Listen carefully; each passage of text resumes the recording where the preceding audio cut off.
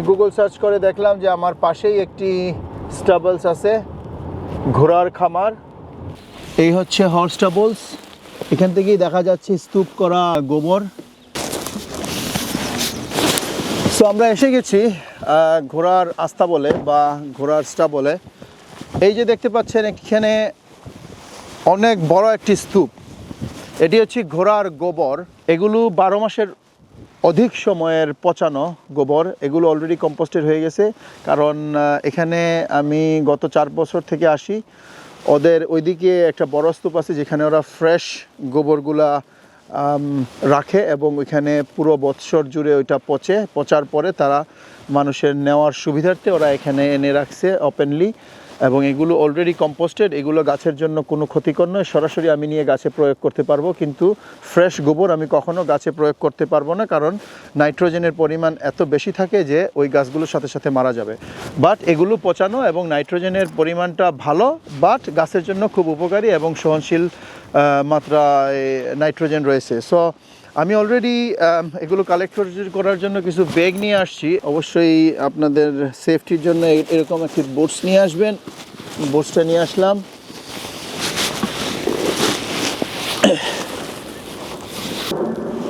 Gloves নিয়ে আসছি, অবশ্যই জরুরি। আপনারা অবশ্যই সেফটি মেনটেন করবেন, গ্লাভস পরে নেবেন।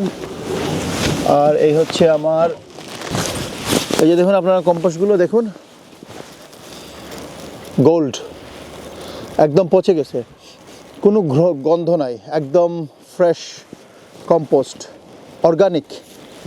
আপনার গাছের জন্য এগুলো প্রয়োজন।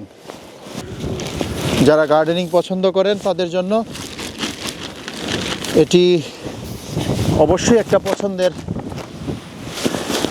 কম্পোস্ট। গাড়িতে নেওয়ার সুবিধার্থে আমি এরকম কেবল টায়ার কিনে নিয়ে আসছি। আপনারা চাইলে এই কেবল টায়ারগুলা এইভাবে কেবল টায়ার দিয়ে এই যে মুখটা বন্ধ করে দিতে পারেন। আমি কেবল টায়ার দিয়ে মুখটা বন্ধ করে দিলাম। এখন এটি আর আমার গাড়িতে পড়বে না, গাড়িতে উঠিয়ে দিলাম। আমি লন্ডনের ড্যাগেনহাম এরিয়াতে থাকি, which is greater London area, এবং এটি শহর।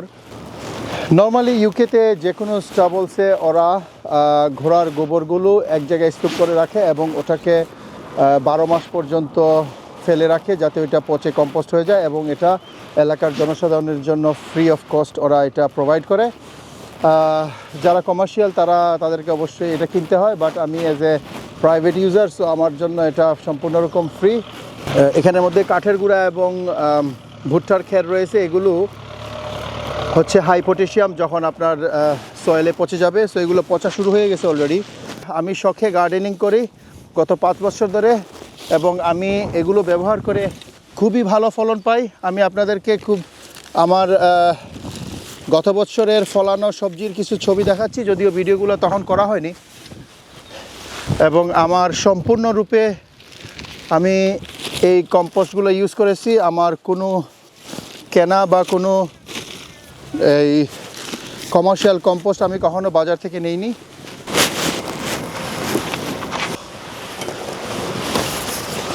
এখন বাসা যাওয়ার পর যেহেতু আমার এটা অনেক বেশি লোড ফিল হচ্ছে, তাই আমাকে আস্তে আস্তে যেতে হবে। সো এখানে কি করতে হবে, জাস্ট এটাকে আনটায়ার করে এইভাবে এটাকে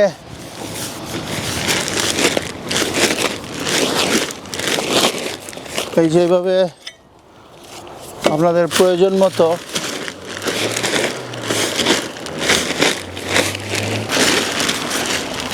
এইভাবে এই যে আপনারা ঢেলে দিলেন, তারপরে এগুলাকে একটু জমিনের মধ্যে ছিটিয়ে দিলাম।